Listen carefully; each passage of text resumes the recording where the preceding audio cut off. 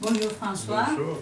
Et quels sont les objectifs de ce dossier et à votre avis, quelle est la situation des langues minorités au niveau européen? Quelle est la situation en France, en Espagne? Quelle est votre opinion, votre avis?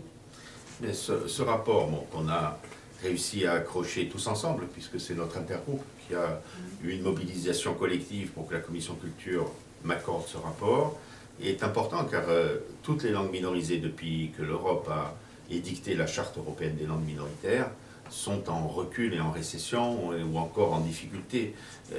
Et en Corse et en France en particulier, on souffre énormément d'une érosion de la langue et de la culture et elles sont clairement menacées de disparition. Et pourtant, c'est un patrimoine européen.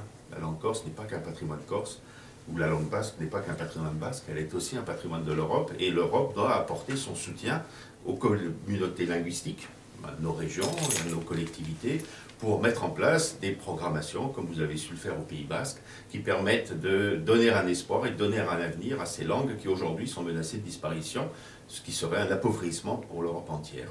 Donc voilà le but de ce rapport et j'espère que le Parlement européen saura le voter massivement. À partir de là, cela fera pression sur les États concernés et notamment l'État français. Nous avons beaucoup de travail à faire pour la défense de langues minorités au niveau européen et nous espérons le soutien aussi du Parlement européen. Merci, Franck. Merci.